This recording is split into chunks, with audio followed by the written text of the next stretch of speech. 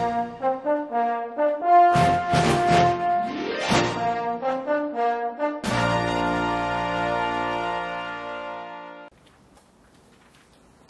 안녕하세요. 네, 반갑습니다. 오늘 아침에 세탁소에 갔는데, 아저씨, 저 날마다 빌던 옷 좀 주세요. 그랬더니 세탁소 아저씨가 하는 말이 주인이 찾아갔답니다. 그래서 오늘 그 부득이한 사정 관계로 인해서 그래서 아저씨 그럼 다른 거는 없나요? 그랬더니 아저씨 하는 말이 없다고 그러는데요. 제가 돈을 안 내서 그런지 몰라도 없다고 그래서 오늘 부득이하게 아주 자유로운 복장으로 등장했는데요. 훨씬 더 이뻐 보이죠? 네, 그래서 어쨌든 자유로운 복장 속에서 열심히 또 한번 진행을 해보도록 하겠습니다. 지난 시간에 저희 얘기가 되고 있던 얘기가 T세포에 관한 얘기였죠. T셀 분화에 대한 얘기였는데요. T셀 분화.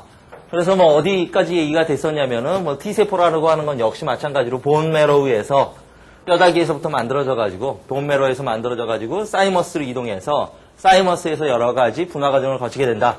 거기서 나타나는 것은 더블 네거티브, 그다음에 더블 포지티브 상태를 거쳐가지고 그다음에 더블 네거티브라고 하는 거는 CD4 네거티브, CD8 네거티브 이렇게 얘기했던 거죠. 지난 시간 연결돼서 얘기가 진행되는 거니까.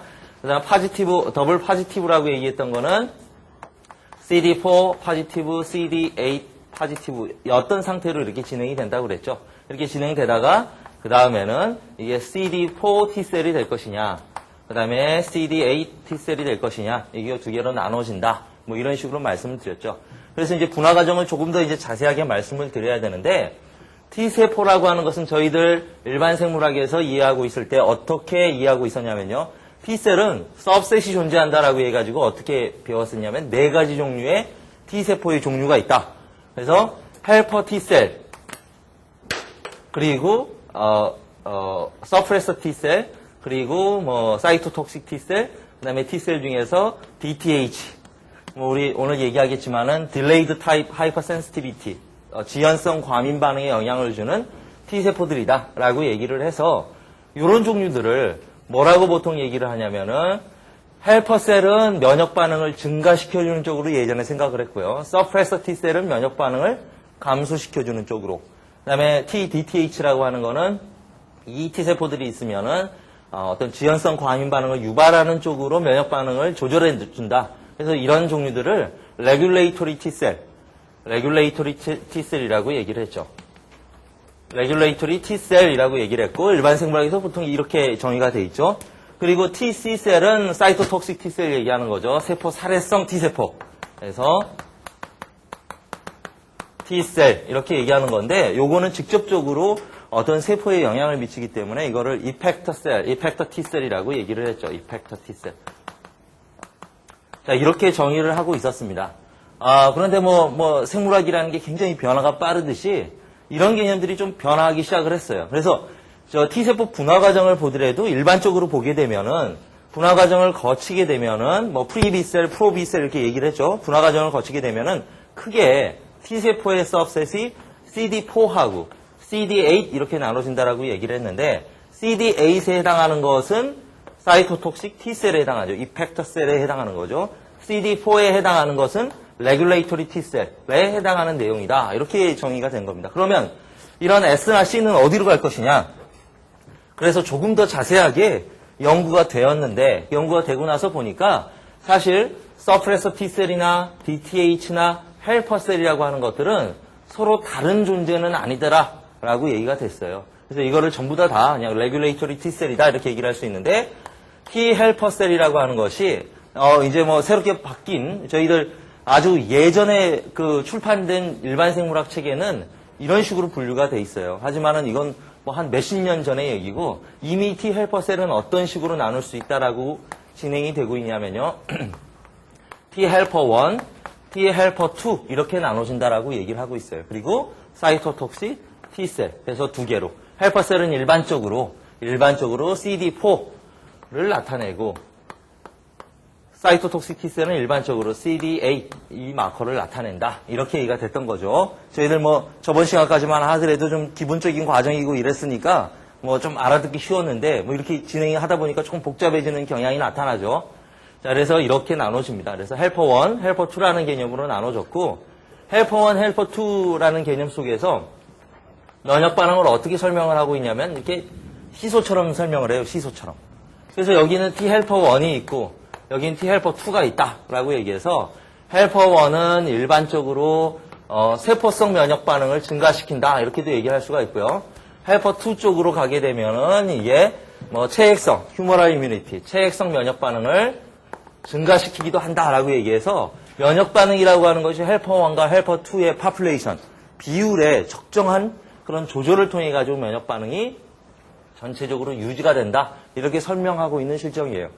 그래서 지난 시간에도 말씀드렸지만은 25살이 넘어가게 되면 사이머스가 퇴화하게 되고 사이머스가 퇴화하게 되면은 T셀의 파퓰레이션이 더 이상 만들어지지 않기 때문에 노화가 되게 되면은 헬퍼 1과 헬퍼 2를 적정한 비율로 조절해 줄 수가 없기 때문에 사람은 나이가 들어가면 들어갈수록 각종 질병 혹은 뭐 류마티스성 관절염 이런 오토이뮤니티 이런 것들의 고통을 받게 되는 거죠. 그래서 마찬가지 얘기로 이런 어떤 개념이 중요하다. 이렇게 현재는 얘기가 되고 있는 내용입니다. 그래서 이거를 헬퍼 1과 헬퍼 2는 뭐 어떤 식의 작용을 하는 거냐 조금 구체적으로 말씀을 드려보면요. APC 기능을 하는 세포가 항원을 인지하게 돼요. 헬퍼 1과 헬퍼 2는 어떻게 해서 운명이 결정되냐면은 뭐 일반적으로 항원의 특이성이라든가 항원 종류나 혹은 주위의 어떤 사이토카인의 종류에 따라서 이 결정이 되게 되는데 APC 셀, 안티젠 프리젠팅 셀이 사이토카인을 분비하게 되는데 일반적으로 뭐 IL 저희들 인터루킨 얘기도 이제 곧 진행을 할 겁니다. IL-12나 뭐 인터루킨 18 이런 것들이 분비가 되게 되면 일반적으로 T 헬퍼 1 쪽으로 가게 되고요.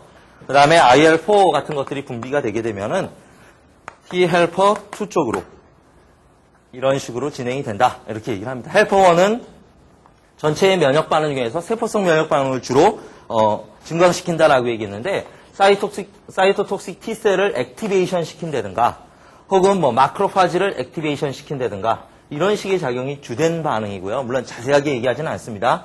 헬퍼 2 같은 경우에는 B셀을 액티베이션 시켜가지고 B세포의 액티베이션을 통해서 분명히 사이토카인을 통한 액티베이션이에요. 이거는 헬퍼셀이라고 하는 것들은 다 사이토카인을 분비해가지고 전체적인 면역 반응을 조절하는 거기 때문에 그렇게 말씀을 드립니다. B셀을 액티베이션 시켜서 이뮤노글로불린이 증가하게 만든다든가 이런 식으로 조절이 되게 돼 있다. 그렇게 말씀 드릴 수가 있습니다. 그래서 전체적으로 현재는 T셀의 개념이 예전에는 이런 4개의 서브셋으로 구분됐다가 레귤레이토리 T셀 그리고 이펙트 T셀 하고 2가지 종류로 나눠지게 됐다. 이런 개념으로 말씀을 드릴 수가 있겠고요. 저희들 사이머스에서 일어나는 과정 중에서 한 가지 좀 다시 좀 비중 있게 짚고 넘어가야 될 얘기가 사이믹 에듀케이션이라고 하는 것 얘기였죠. 사이믹 에듀케이션. 자, 사이믹 에듀케이션이라는 얘기여서 이거는 지난 시간에도 말씀드렸지만은 본 매로에서부터 만들어진 T세포가 골수에서부터 만들어진 T림프구가 사이머스에 오게 되고 흉선에 오게 되고 흉선에서 대개 99%는 제거가 되고 그 중에 1% 미만만 살아서 말초 혈액으로 분비가 되게 된다. 그런 말씀을 드렸죠. 99%가 제거가 된다는 것은 2가지 의미를 가지고 있어요. 2가지 의미를 가지고 있는데 2가지 의미라고 하는 거는 어떤 거를 얘기할 수가 있냐면은 첫 번째로 T셀의 반응은 지난 시간에 말씀드렸던 것처럼 항상 MHC의 제한적인 restricted라고 얘기했죠. MHC의 제한적인 반응만을 가져오기 때문에 99% 제거가 된다는 것은 어떤 얘기를 하냐면은 첫 번째로는 MHC의 제한성을 부여하는 작업이 하나가 들어가게 되고요. 그 다음에 하나로는 셀프 톨러런스. 자, 셀프 톨러런스라고 하는 것은 자기 항원에 대해서 반응하지 않는 것을 얘기를 해요. 자기 항원에 대해서 반응하지 않는 것. 이 2가지 관점에서 사이믹 에듀케이션이 일어나게 돼 있다. 그렇게 말씀을 드리는 거죠. 자, 그래서 일어나는 위치를 보게 되면은 MHC restriction을 결정하는 것은 피질 부분에서, 사이머스의 피질 부분에서 일어나는 현상이고요. 그 다음에 셀프 톨러런스를 가지게 되는 것은 수질 부분. 그래서 지난 시간에도 콜텍스와 메듈라 이렇게 얘기해서 위치가 달라지게 된다. 그렇게 얘기를 했죠. 일어나는 현상이라고 얘기하면은 자기의 셀프 MHC 분자를 가지고 있어야지만 MHC를 인식할 수 있어야지만 그 얘기죠. 뭐 다시 한번 조금 천천히 말씀을 드려보면은 너무 저희가 인터넷 강의라고 해서 너무 빨리 진행되다 보면 이제 지금부터 놓치는 수가 있게 되니까 본메로에서 T셀이 만들어지는데 T세포는 항상 항원을 인지할 수 있는 다양성을 가져야 되죠. 그래서 역시 마찬가지로 T세포가 항원을 인지할 때는 T셀 리셉터라는 것을 통해 가지고 인지한다라고 얘기를 했는데 이 T셀 리셉터도 역시 마찬가지로 항체처럼 이뮤노글로불린처럼 다양성을 나타낼 수가 있죠. 다양성을. 그렇죠. 똑같은 방식이에요. T셀 리셉터도 이뮤노글로불린 슈퍼 패밀리다. 그래서 이뮤노글로불린 항체가 만들어지는 거하고 똑같기 때문에 V 리전, J 리전, C 리전 다 있죠. 그래서 이 다양성이 똑같이 적용받는다라는 얘기죠. T셀 리셉터도. 그런데 그렇게 이게 다양한 이런 T셀 리셉터가 만들어지는데 그렇다고 그래서 그러면 이 T셀 리셉터가 만들어졌을 때 내 몸 안에 있는 어떤 항원들을 갖다가 얘네들이 다양하게 인지할 수 있기 때문에 수많은 클론들 중에서 어떤 얘기가 진행돼야 되냐면 셀프 안티젠을 인식할 수 있는 거하고 그 다음에 내 자신의 세포가 아닌 거에는 반응하지 않아야 된다고 얘기했죠. 이거 지난 시간에 얘기가 됐던 거니까 이렇게 간단하게 얘기하고 넘어가겠습니다. 그리고 혹시 잘 이해가 안 가시는 분은 앞에 거를 좀 다시 한번 보시면 금방 이해가 가실 거예요. 셀프 안티젠을 인식하지 않아야 되는 거 그리고 자기 자신의 세포를 인식할 수 있는 것 이 두 가지 관점에서 이 다양성이라는 게 결정돼야 되기 때문에 수없이 만들어진 클론들 중에서 첫 번째로는 자기 자신의 MHC 분자를 인식할 수 있는 녀석만 선택이 되고 그 다음에 셀프 안티젠을 인식하는 녀석은 없어져야 되고 이런 관점이 존재한다고 그랬죠. 그래서 이런 경우를 얘기를 해서 이거를 파지티브 셀렉션 지난 시간에 얘기했던 겁니다. 셀렉션이라고 얘기하고 이걸 네거티브 셀렉션이라고 얘기를 하는데 파지티브 셀렉션이라고 하는 거는 자기 자신의 MHC를 분자를 인식하는 녀석만 살아남고 인식하면 살아남고 그렇죠. 그렇지 못한 것들은 인식을 못하는 거는 전부 다 에이팝토시스가 일어나죠. 네거티브 셀렉션 같은 경우에는 자기 자신의 셀프 MHC를 인식하면서 MHC는 자기 자신의 거면서 그 다음에 셀프 안티젠을 인식하는 녀석들은 이걸 두 개를 다 인식하는 녀석들은 인식을 하면 죽어버리는 거죠. 에이팝토시스가 일어나고 그 다음에 셀프 안티젠을 인식하지 못하면 살아남는다.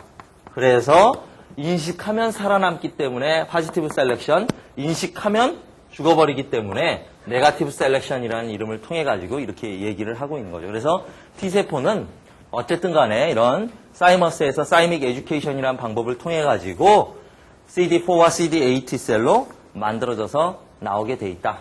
이렇게 얘기를 할 수가 있죠. 이렇게 얘기를 할 수가 있죠. 자, 그래서 T셀이라고 하는 것이 분화 과정에 따라서 이렇게 진행이 된다. 그렇게 말씀을 드릴 수가 있고요. 마지막으로 CD4하고 CD8이 만들어졌다고 하더라도 이거는 그 다음에 세컨더리 림포이드 올간 2차 면역기관으로 이동을 해가지고 아까 헬퍼1, 헬퍼2가 분화됐던 거 말씀드렸던 것처럼 이게 이런 헬퍼1이나 헬퍼2로 바뀌고 이렇게 되기 위해서는 분명히 항원에 대한 자극이 있어야지만 그 다음에 액티베이션, T셀 액티베이션이라는 것이 유도가 된다. 이렇게 되게 되면 T헬퍼 셀도 이거 마찬가지 얘기지만은 레귤레이터리 T셀이 되기도 하고 메모리 T셀이 되기도 하고 그러죠. 똑같아요. 레귤레이터리 T셀이 되기도 하고 메모리 T셀이 되기도 해서 이런 항원의 특이성을 나타내 줄 수 있다. 그렇게 정리를 할 수가 있겠습니다. 그래서 T셀 뭐 이런 종류가 있다. 이렇게 분화가 된다라고 간단하게 정의할 수가 있겠고요. 조금 혼동하시는 분들이 있어서 간단하게 두 개의 CD4하고 CD8을 간단하게 다시 한번 비교를 해보면요. CD8.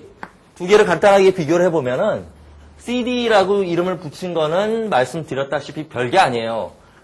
이거는 세포 표면에 나타나는 항원들을, 세포 표면에 나타나는 막단백질들을 인위적으로 번호를 붙인 거예요. 왜냐하면은 막 유럽에서 연구를 하고 그다음에 아시아에서 연구를 하고 이러다 보니까 각각 세포 표면에 막단백질을 발견했다고 이름을 자기 나름대로 붙였어요. 제가 연구하다가 어떤 기능을 하는 막단백질을 발견했으면은 이렇게 얘기했겠죠. 뭐 킴1 이렇게 딱 불렀는데 이건 제가 사용할 때 킴1이지 미국 갖고 연구하면은 걔네들은 뭐 제임스1 이렇게 붙이고 있었다라는 거예요. 예전에. 그래서 이런 것들을 다 모아가지고 기능을 하는 똑같은 녀석인데 이름이 다르기 때문에 그럼 누구 이름을 써줄 것이냐. 김이라는 이름을 써주기도 어렵고 제임스 이름 써주기도 어렵고 그러니까 그냥 전체적으로 그러면 똑같은 기능을 하는 거를 발견된 순서에 따라서 CD라는 이름을 붙이자. 그래서 CD1, CD2 이렇게 얘기를 했다라고 얘기했죠. 그래서 뭐 어려운 얘기가 아니에요. 그냥 번호예요, 번호. 그래서 CD4, CD8 T셀로 나눠지게 되는데 이 T셀 같은 경우에는 전부 다 마찬가지로 T셀 리셉터를 가지고 있다. T셀 리셉터를 가지고 있다. 그렇죠. T셀 리셉터를 가지고 있다. 자, T셀 리셉터를 가지고 있고 이 T셀 리셉터는 반드시 항원을 인지하는데 무엇을 통해서만 인지가 되냐면 MHC 분자를 통해서만 인지가 된다라고 얘기했죠. 이게 APC 셀이면 MHC 분자를 통해서만 인지가 된다라는 거예요. T셀 리셉터는. 그런데 이 MHC 분자를 인식할 때 CD4 T셀은 MHC 클래스 2를 인식하게 되고 CD8 T셀은 MHC 클래스 1을 인식하게 된다라고 얘기를 하는데 그렇게 되는 이유가 뭐냐 봤더니 CD4라고 하는 것이 분명히 요 결합에 참여를 하고 있다라는 거죠. 참여를 하고 있다. CD8도 마찬가지로 요 결합에 참여를 하고 있다. CD4, CD8이라고 하는 분자는 T셀 리셉터하고 MHC 분자가 결합을 하는데 보조 분자로서 참여를 하는 것을 얘기를 하죠. 기능은 똑같은데 그 종류가 약간 다르기 때문에 왜냐하면 MHC 클래스 2를 인식하느냐 1을 인식하느냐에 따라서 약간 달라지기 때문에 CD4, CD8이 서로 다르게 얘기가 된 거죠. 물론 T셀 리셉터에는 말씀드렸던 것처럼 CD3가 항상 붙어 있어서 말씀드렸던 거지만은 T셀 리셉터 CD3 컴플렉스를 형성한다라고 말씀을 드렸죠. 왜냐하면 T셀 리셉터는 항원성을 인식해주게 되고 CD3는 C터미널을 가지고 있어서 C터미널을 가지고 있는데 이 C터미널이 시그널 패스웨이를 가져오기 때문에 여기서 항원 신호를 받게 되면 CD3를 통해서 핵으로 세포의 신호 전달 과정이 진행되는 거다. 이렇게 말씀드렸죠. 그래서 별거 없이 CD4 T셀은 역시 MHC 클래스 2를 CD8 T셀은 MHC 클래스 1을 인식하게 되는데 인식하는 방법은 똑같다. 마찬가지다. 이렇게 지난 시간에 말씀드렸던 거지만 굉장히 중요한 얘기고 저희들이 이제 그 세포성 면역 반응 부분을 얘기를 해야 되는데 세포성 면역 반응에서 이런 어떤 개념들을 제대로 MHC 클래스 2와 1에 대한 어떤 개념들을 제대로 이해하고 계시지 못하면 세포성 면역 반응 얘기하는데 굉장히 좀 어려움이 있기 때문에 강조해서 한 번 더 말씀을 드렸습니다. 한 번 더 말씀을 드렸고요. 추가적으로 한 가지 뭐 더 얘기가 진행이 되는 얘기는 이렇게 T세포가 분화 과정을 거치면서 우리 아까 얘기했던 것처럼 가장 중요한 어떤 사건으로 얘기가 되는 거는 99%의 세포가 죽는다라는 거죠. 99%의 세포가 죽는다. 99%의 세포가 죽어버린다. 죽는데 어떤 방식으로 죽느냐? 괴사가 우리 네크로시스하고 에이팝토시스를 비교를 했지만 에이팝토시스가 일어난다라고 얘기를 했죠. 에이팝토시스가 일어난다라고 얘기했죠. 그래서 에이팝토시스를 연구하는 데 있어서 에이팝토시스가 맨 처음에는 올챙이 개구리 될 때 그렇죠? 뭐 개울가에 올챙이 한 마리 이렇게 뭐 아주 재밌는 노래가 있던데 개구리가 올챙이가 될 때 올챙이가 개구리 될 때 그 에이팝토시스를 맨 처음에 발견하고 이랬던 거지만 실질적으로 에이팝토시스를 가장 많이 연구할 수 있는 타겟셀은 사이머스에 있는 세포들이에요. 사이머스를 적출해가지고 거기 있는 세포들을 믹서기로 갈아가지고 이거를 분석을 하게 되면 에이팝토시스 아주 잘 연구를 할 수가 있죠. 사이머스가. 왜냐하면 대부분이 죽어버리니까. 그래서 에이팝토시스가 일어나는 것이 굉장히 중요한 의미를 가지고 있어요. 이 에이팝토시스가 일어나는 거는 어떤 의미가 되냐면 아까 얘기가 됐던 것처럼 셀프 톨러런스라는 점에서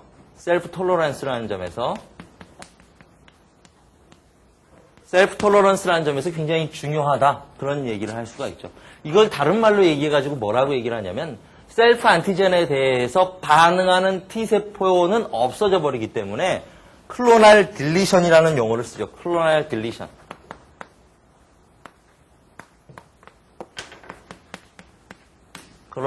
오늘 세탁소 아저씨가 옷을 안 빌려줬다고 굉장히 기분이 나빴는지 잡는 뭐 족족 분필이 막 다 부셔지고 있네요. 클로날 딜리션이라는 얘기를 해요. 그래서 T세포 같은 경우에는, T세포 클론들 같은 경우에는 안티젠, 자기 안티젠에 대해서 반응하는 녀석은 세포가 아예 없어져 버려요. 없어져 버리기 때문에 셀프 톨러런스를 유지할 수가 있고, 참고적으로 더 말씀을 드리면은 B세포는 이런 반응이 없어요. B세포가 항체가 만들어지는 다양성은 항체가 만들어지는데, B세포는 항체가 만들어졌던 그 클론들이 셀프 안티젠에 반응하느냐에 따라 가지고 이게 없어져 버리는 클로널 딜리션 방법이 존재하지가 않아요. B세포는. 그렇죠? 그런 것들이 없죠. 그래서 이 클로널 딜리션은 없고, T셀의 클로널 딜리션이 있는 이유는 뭐냐? T세포의 액티베이션이 돼버리면, 특정 항원에 대해서 T세포의 액티베이션이 돼버리면은 어차피 면역 반응이 유도가 된다는 거예요. 그래서 이거를 사령관 세포라고 얘기했죠. T세포가 레귤레이터리 T셀이니까 사령관이 없으면은 그 아래 뭐 아무리 있어봤자죠. 그래서 이 딜리션이라는 방법이 존재하고, B세포 같은 경우에는 에너지라고 얘기해서 약화라고 얘기하죠. 특정 셀프 안티젠에 대해서 반응하는 항체를 가지는 B세포 클론은 여러 가지 사이토카인이나 신호를 받아가지고 무기력화된다는 얘기죠. 에너지 현상이 나타나게 된다. 무기력하게 돼서 거의 활성이 되지 않는 상태를 나타낸다. 그렇게도 얘기를 하죠. 자, 그래서 뭐 에이팝토시스 이렇게 얘기를 하고 있는데, 에이팝토시스가 그래서 유도가 되는 거는 일반적으로 T세포의 액티베이션 에이팝토시스 유도가 되는 거는 시그널 패스웨이를 자극해주기 위해서 칼슘의 양을 굉장히 많이 처리해 준다든가 이러면 시그널 패스웨이에서 에이팝토시스가 흔히 일어나게 돼요. 이것뿐만이 아니라 DNA 데미지, 그래서 X irradiation, 뭐 엑스레이 같은 거를 쪼여준다든가, 그 다음에 글루코콜티코이드 호르몬. 자, 시험에 아주 잘 나오는 얘기죠. 글루코콜티코이드. 무기질 코르티코이드에 해당하는 얘기죠. 그래서 내분비계 분비 물질이면서도 면역계에 영향을 주는. 그래서 우리 항상성 얘기를 할 때 신경계하고 뭐 자주 강조하는 얘기지만, 신경계하고 면역계하고 내분비계는 얘네들이 전부 다 그 호메오스타시스를, 항상성을 유지하는 데 작용을 하고 있는데, 기원상으로 같다라고 얘기했죠. 신경전달 물질이 내분비계 물질이고. 그렇죠. 그래서 뭐 뇌하수체 후엽 호르몬이라든가, 그 다음에 뭐 교감신경, 부교감신경, 아세틸콜린이라든가 이런 것들 전부 다 신경전달 물질이면서 내분비계에 영향을 미치는 거고, 마찬가지로 내분비계 물질이면서 면역계에 영향을 미치는 물질. 그런 것들의 대표적인 게 글루코콜티코이드죠. 이것뿐만 아니라 나이트릭 옥사이드도 면역계에 영향을 미치는 물질이고, 내분비계에 영향을 미치는 물질이고, 신경계에 영향을 미치는 물질이고, 그래서 이게 굉장히 중요한 얘기라고 얘기했죠. 마찬가지로 글루코콜티코이드가 분비가 되게 되면은 일반적으로 면역 반응이 감소하게 되는 그런 작용을 나타내죠. 에이팝토시스를 유도를 해서. 자, 뭐 그렇게 얘기가 되고요. 또 어떤 반응이 있을 수가 있냐면은 이렇게 그냥 클로널 딜리션 하는 방법이 아니라 항원에 의해서 활성화가 됐어요. 액티베이션이 됐어요. 좀 말이 좀 길어지는 얘기인데, 항원에 대해서 항원 자극을 받아가지고 T셀이 항원에 대한 자극을 받게 되면은 이거는 액티베이티드 T셀이 되죠. 액티베이티드 T셀. 활성화된 T세포가 되고, 이 활성화된 T세포는 뭐 이펙트 셀이든 레귤레이티드 셀이든 각각의 영향을 미치게 되는데, 활성화된 T세포는 결과적으로 죽는다라는 거예요. 죽는다. 지난 시간에 잠깐 말씀드렸지만 면역 반응이라는 것이 한번 오고 나서 그게 사라지지 않는다면 우리는 굉장히 괴롭다라고 얘기했죠. 면역 반응이 끊임없이 계속 유지가 된다면 항상 열나고 편도선 붓고 아파서 드러누워 있고, 이게 안 된다고 얘기했으니까 한번 항원에 대해서 면역 반응이 증가하고 나면은 그 면역 반응을 유도했던 대부분의 세포들은 죽게 돼 있어요. 이런 것들을 액티베이티드 셀 데스라고 얘기를 해요. 액티베이티드 셀 데스. 그래서 액티베이티드 셀 데스가 일어나게 되는데, 이 액티베이티드 셀 데스가 일어나는, 즉 개체 내에는 어떤 영향을 주지 않고 세포가 제거되는 방법. 그래서 액티베이션에 의해서 에이팝토시스가 일어날 수도 있다. 그런 얘기죠. 이거 말고도 또 어떤 경로가 있냐면 파스 몰레큘이라는 게 있죠. 파스에 대해서도 우리 앞으로 이제 좀 얘기를 할 겁니다. 그래서 파스 몰레큘에 의해서도 이런 에이팝토시스 시그널이 전달이 된다. 그래서 T세포 같은 경우에는 조금이라도 남아있으면은 어떤 오토이뮤니티가 나타날 수가 있기 때문에 이 클로널 딜리션, 셀프 톨러런스를 가지기 위해서 에이팝토시스가 유도가 되는 클로널 딜리션 방법이 사용되고 있다. 그렇게 얘기를 또 할 수가 있겠습니다.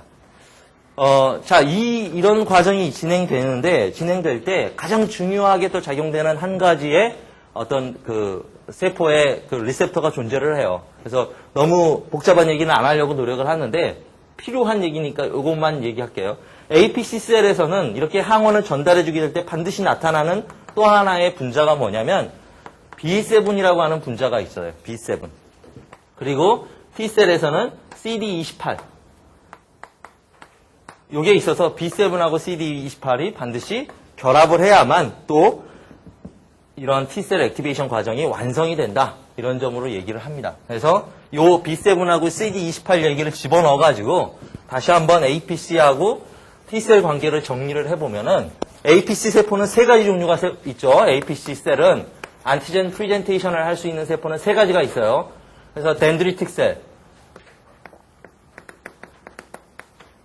셀이 있었고 마크로파지 있었고 그 다음에 B셀이 있었죠. 세 가지 세포가 있다라고 얘기했는데 요거 세 개를 비교를 해보면은 덴드리틱 셀, 그 다음에 마크로파지, 그 다음에 B셀 이렇게 세 개가 있다면 가장 APC 기능을 잘 수행할 수 있는 거는 이 덴드리틱 셀이라고 얘기를 했죠. 그래서 슈퍼 안티젠 프리젠테이션 셀은 덴드리틱 셀이다 이렇게 얘기를 했는데 그 차이가 어떤 점이 차이냐면 APC에 주는 방법을 보게 되면은 이거는 덴드리틱 셀은 엔도사이토시스가 일어나요. 항원의 엔도사이토시스 이게 일어나게 되고 마크로파지도 역시 엔도사이토시스죠. 이거를 뭐 특이적으로 파고사이토시스 얘기하는데 똑같이 엔도사이토시스. B세포 같은 경우에는 리셉터 메디에이티드 엔도사이토시스. 우리 그 세포 생물학 부분 일반 생물학에서 전부 다 얘기가 됐죠. 수용체 매개성 엔도시토시스 이렇게 얘기하죠. 수용체 매개성. 수용체 매개성이라는 얘기는 B세포가 멤브레인 바운디드 이뮤노글로불린 MIG 이거에 의해서 이렇게 표현되고 있는데 여기 항원이 붙잡히게 되면은 요거에 의해서 이게 리셉터죠. 이거에 의해서 엔도시토시스가 일어나고 여기서 MHC 클래스 분자에 다시 이 항원이 프로세싱 돼서 바깥으로 이렇게 분비가 된다라고 하는 걸 얘기하는 거죠. 수용체 매개성이라고 얘기하는 거는. 자, 근데 결정적으로 중요한 건 뭐냐면 그러면 항원을 프리젠테이션 해주기 위해서는 가장 중요한 분자가 면역 반응의 항원성을 나타내주는 거다 보니까 MHC 클래스 2의 발현이 굉장히 중요해요. APC 기능을 하기 위해서는. 근데 덴드리틱 셀 같은 경우에는 언제나 MHC 클래스 2의 발현이 높게 나타나고 있는 특징을 가지고 있어요. 반면에 마크로파지 같은 경우에는 마크로파지가 활성화되지 않으면 요 가운데를 이걸 활성화라고 얘기하죠. 활성화. 뭐 이거 반대로 액티베이티드, 나이브라고 얘기를 하는데 활성화되어 있지 않은 상태에서는 MHC 클래스 2의 발현이 거의 없어요. 네거티브.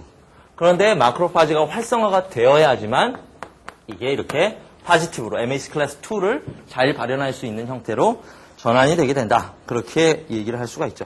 여기도 마찬가지로 B세포도 역시 마찬가지로 항원에 의해서 활성화가 되지 않은 상태에서는 굉장히 약해요. MHC의 발현이. 그런데 항원에 의해서 활성화가 되고 나면 굉장히 강해진다. 이렇게 얘기를 하고 있고 또 가장 큰 특징 중에 하나가 얘기하면은 방금 전에 얘기했던 B7이라는 것이 굉장히 중요해서 이거를 코어 스티뮬레이터리 몰레큘이라고 얘기하는데 좀 복잡한 얘기들을 오늘 시간에는 좀 많이 하고 있죠. 근데 T세포 얘기가 왜 복잡해질 수밖에 없냐면 T세포가 면역 반응의 한 중간에 있는 거기 때문에 얘기를 하다 보면 끝이 없어져요. 끝이. 그래서 T세포가 면역 반응을 전체를 조절하는 거기 때문에 지금 이렇게 조금 복잡해지는 경향이 있는데 우리 면역 내용이 전부 다 끝나고 다시 한번 좀 정리가 될 겁니다. B7이라는 아까 말씀드렸던 APC 셀을 보게 되면 덴드리틱 셀은 항상 발현이 되고 있어요. 항상 발현이 되고 있는데 마크로파지 같은 경우에는 B7 역시 발현이 되고 있지 않다가 항원의 자극이 있어야지만 그 다음에 발현이 된다. 이렇게 얘기를 합니다. B셀 같은 경우에도 역시 마찬가지로 발현이 안 되고 있다가 발현이 되게 돼 있다. 이렇게 얘기를 할 수가 있고요. 이렇게 얘기를 할 수가 있어요. 그래서 B7, 만약에 어떤 실험이 존재를 하냐면 이 B7의 중요성을 이해하기 위해서 T셀 리셉터 정상적인 유전자가 들어있고 그 다음에 T셀 리셉터가 아니죠. 이건 APC셀하고 타겟셀 T셀을 보게 되면 유전자, 이게 너가운 마우스 같은 걸 만들어가지고 APC셀에는 T셀 리셉터가 정상적으로 돼 있고 MHC도 정상적으로 발현되고 있고 뭐 CD3도 정상적으로 발현되고 있고 잘 발현되고 있다고 하더라도 이런 쥐하고 그 다음에 T셀 리셉터 다 발현되고 전부 다 정상적인데 B7 유전자가 없는 낙아웃돼 있는 그런 생쥐하고를 비교를 해보면은 이 생쥐는 T셀을 액티베이션 시킬 수가 있는데 그래서 세포 분열을 촉진할 수가 있어요. 모든 게 림포사이트가 액티베이션이 되게 되면 세포 분열이 일어나게 되죠. 세포 분열을 유도할 수가 있는데 B7이 없는 그런 세포는 그런 너가웃 마우스는 액티베이션이 절대 일어나지 않는다라는 거예요. 실험을 통해서 보면은 그리고 마찬가지로 T셀에서도 정상적인 이게 T셀 리셉터가 아니네요. 이 정상적인 T셀 리셉터를 가지고 있고 그 다음에 뭐 CD3 이게 좀 바뀌었죠. 죄송합니다. 이거는 지금 MHC2가, 뭐 MHC 분자가 이 APC에 해당하는 얘기고, 요런 거죠, 요런 거.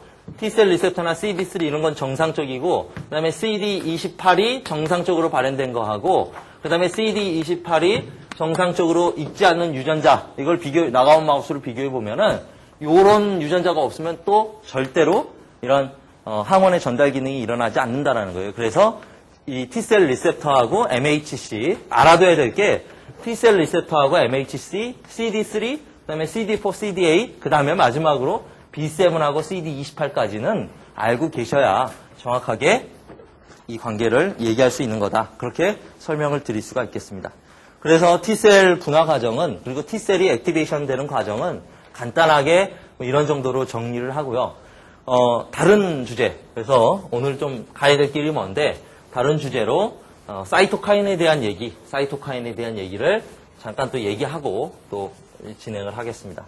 자, 그래서 사이토카인에 대해서 이번엔 또 정리를 좀 해볼게요. 사이토카인. 사이토카인 정리를 해야 되는데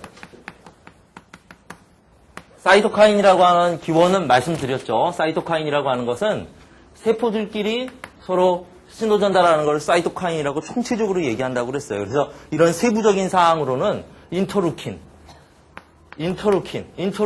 류코사이트들끼리, 즉 백혈구 세포들끼리 서로 상호 신호 전달하는 것을 인터루킨이라고 얘기하고 모노카인이라는 것도 있죠.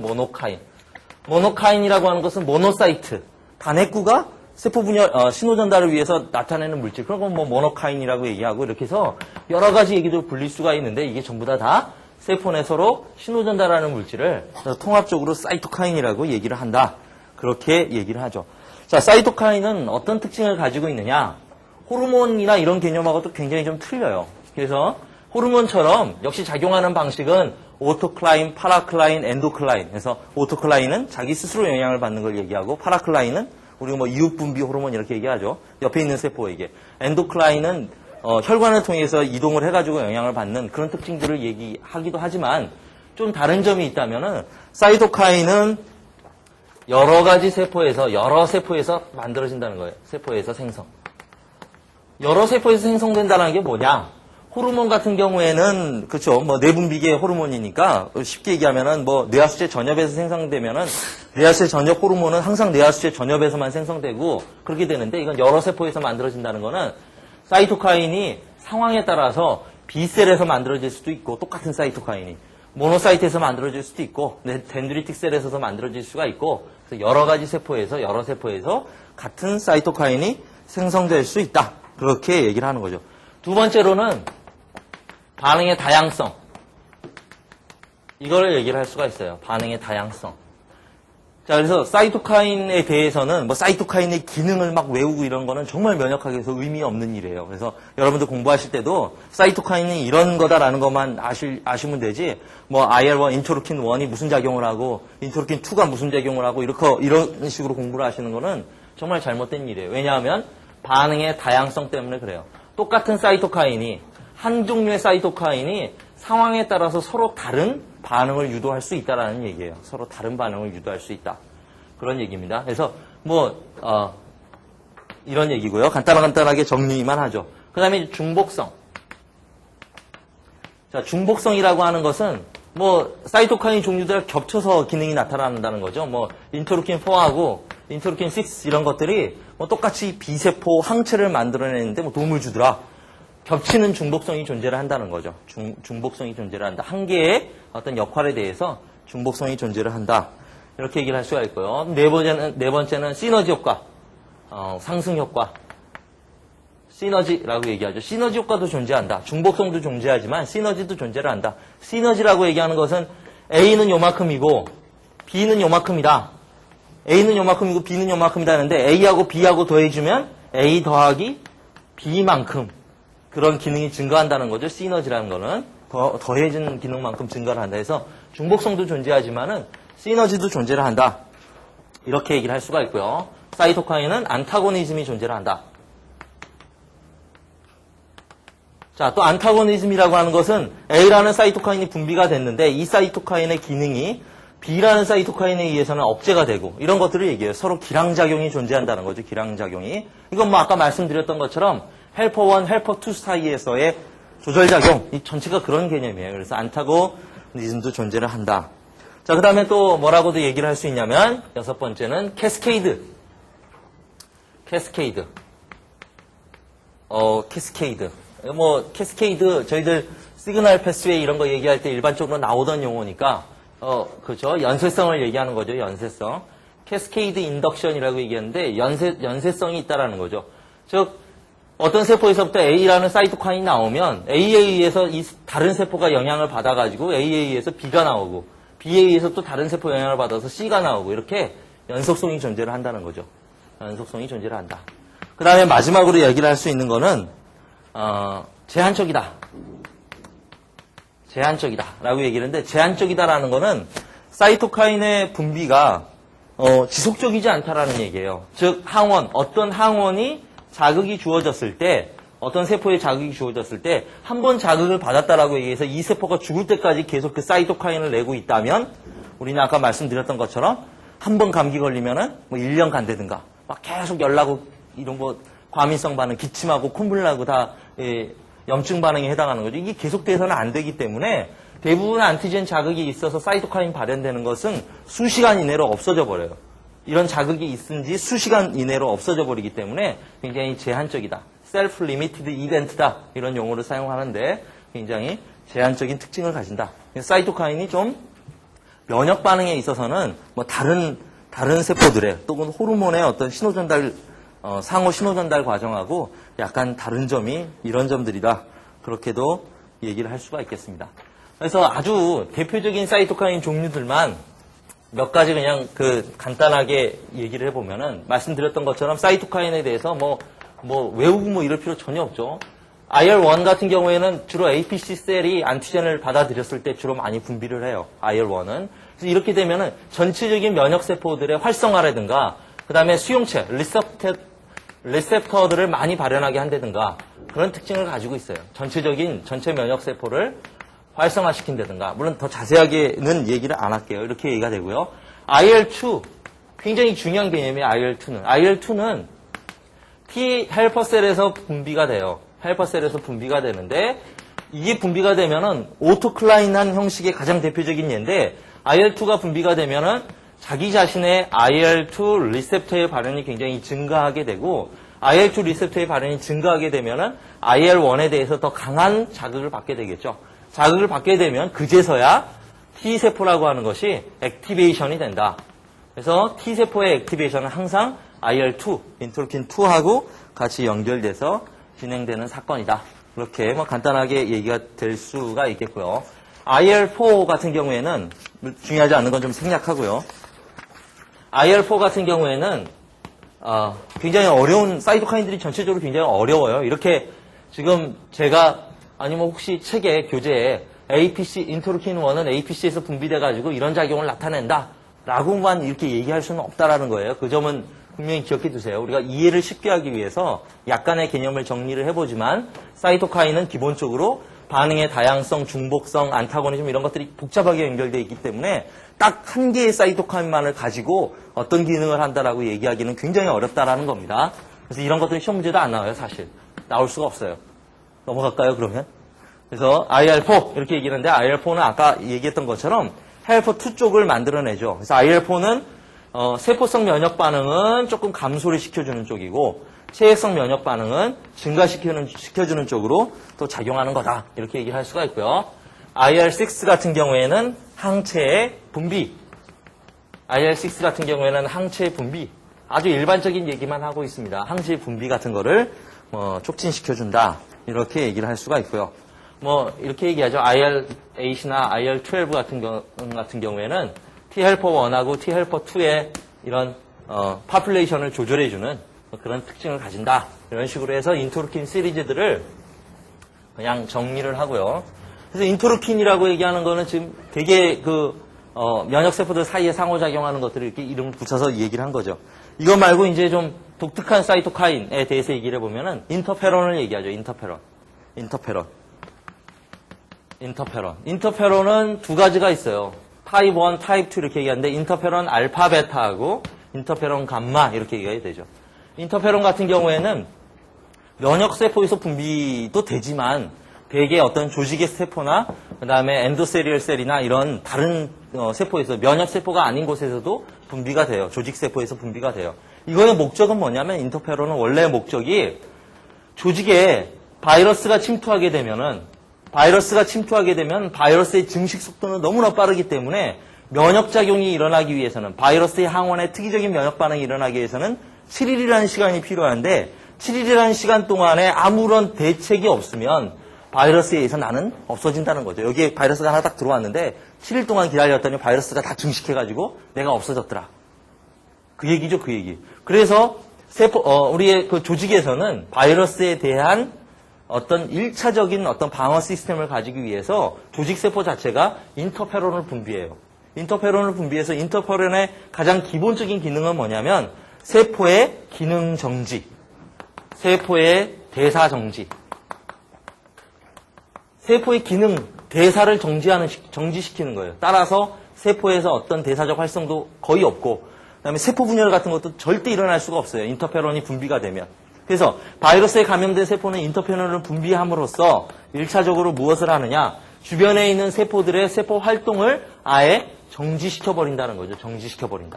정지시켜버리게 되면 바이러스가 여기서 생장을 해가지고 터져서 옆으로 가더라도 원래 호스트의 메타볼리즘 자체가 정지가 돼 있기 때문에 바이러스가 증식해서 퍼져나가는 것을 막아줄 수가 있다는 거죠. 그래서 원래의 개념은 인터페론이라고 하는 것은 알파, 베타, 감마가 동시에 세포의 활성을 정지시키는 것이 인터페론의 특징이다.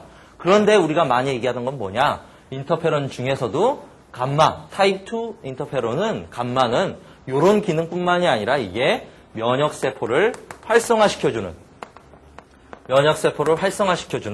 그런 특징도 가지고 있더라. 특히나 마크로파지나 이런 거에 작용을 해서 세포성 면역 반응을 더 촉진시켜준다든가. 왜냐하면 바이러스에 감염된 세포를 완전히 불살라버리는 거죠. 불살라버리기 위해서 세포성 면역 반응을 유도시켜준다든가 그런 식으로 굉장히 높은 활성을 나타내기 때문에 인터페론 감마가 중요하게 얘기를 했었죠. 예전에 인터페론 감마가 맨 처음에 발견이 됐을 때는 인류가 암으로부터 모두 다 자유로울 수 있을 거라고 생각을 했어요. 왜냐하면 혈관으로 인터페론 감마만 주사 맞으면은 세포성 면역 반응이 굉장히 증가를 해가지고 암세포들 다 죽여버리니까. CTL, 사이토톡식 T셀이 튜머셀을 갖다 다 제거해버릴 걸로 생각을 했는데 또 그렇지도 않았죠. 그래서 인터페론 감마는 그런 어떤 특징을 가지고 있는 거다. 이렇게 얘기할 수가 있고요. 또 많이 등장하는 것이 TNF, 튜머 네크로시스 팩터라고 얘기를 해요.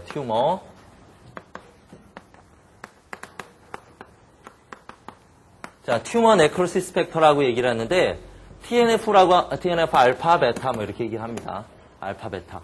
튜머 네크로시스 팩터는 글자 그대로 튜머를 죽이는 거를 얘기하는 거죠. 죽이게 되는 걸 얘기를 하는데 세포성 면역 반응 얘기할 때 또 얘기가 되겠지만 어쨌든 그런 사이토카인을 얘기해요. 조금 뒤에 세포성 면역 반응 얘기를 할 때 이 TNF에 대해서는 조금 더 자세하게 얘기가 될 겁니다. 그 다음에 또 하나 있는 것이 TGF. TGF 같은 경우는 튜머 그로스, 트랜스포밍 그로스 팩터를 얘기해요. 트랜스포밍 그로스 팩터. 이거는 어떤 것들을 얘기하냐면은 트랜스포밍 그로스 팩터 같은 경우에는 암세포들이 주로 분비를 해요.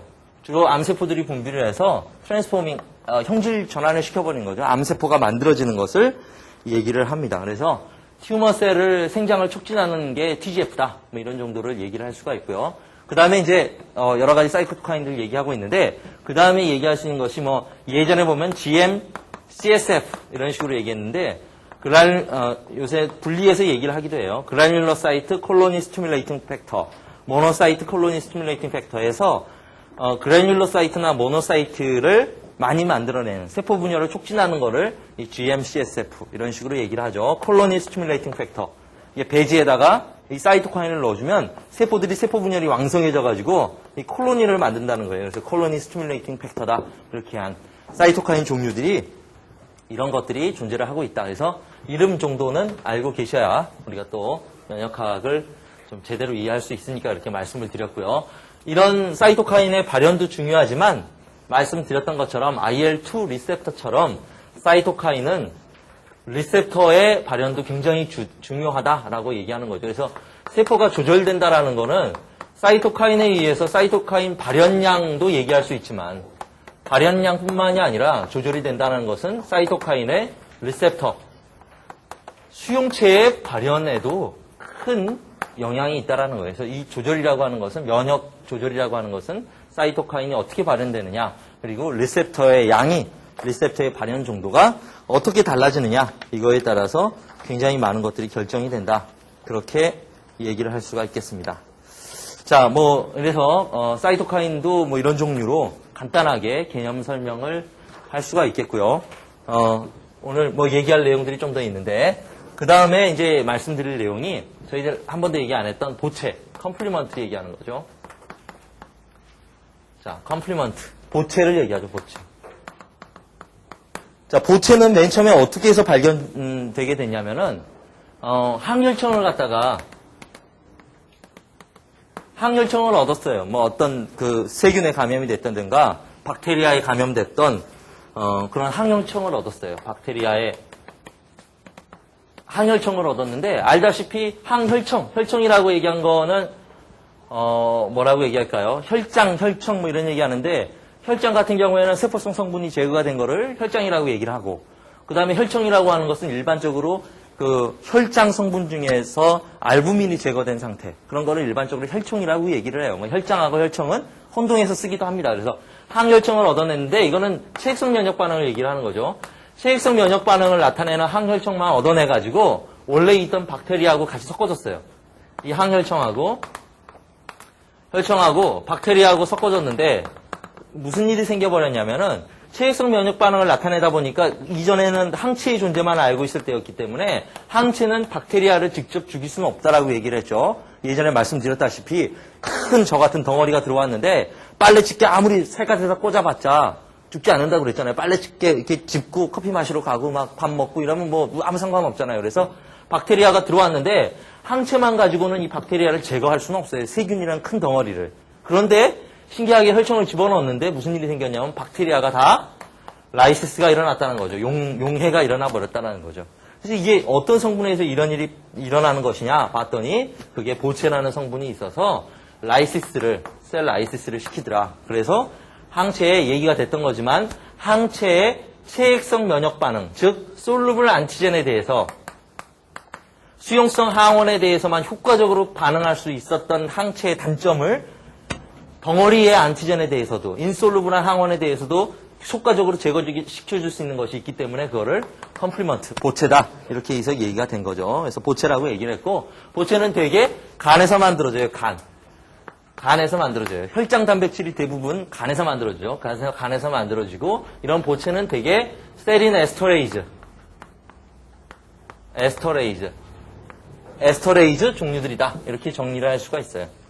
에스터레이즈 우리 그 화학 시간에 배웠겠지만 에스터 결합을 얘기하는 거죠. 에스터 결합. 뭐 이런 식으로 에스터 결합을 얘기하는 건데 요거하고 똑같죠. 이거 뭐가 똑같냐면은 CONH 이 똑같아요. 그래서 프로테이즈라고 하는 것도 에스터레이즈의 일종이에요. 일종. 그래서 이 세린 에스터레이즈라고 얘기하는 거는 이 세린 에스터레이즈가 세포성 면역 반응 얘기하는데도 중요하게 얘기가 돼요. 세린 에스터레이즈라고 하는 건 프로테이즈를 똑같이 얘기를 하는 거예요. 그래서 에스터레이즈의 성분으로 돼 있어서 보체가 그다음에 이제 어떤 활성들을 나타내게 된다. 이렇게 얘기를 하죠.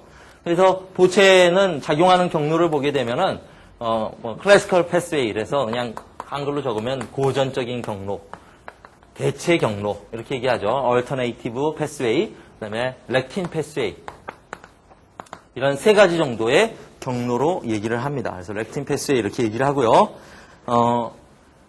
요거에 따라서 보체는 굉장히 다양한 기능들을 가지고 있어요. 보체의 기능 굉장히 다양한 기능들을 가지고 있는데 보체의 기능부터는 또 저희가 또 시간의 제약을 받는 그런 강좌이기 때문에 다음 시간 계속 연결해서 보체의 기능에 대해서 연결해서 말씀드리도록 하겠습니다.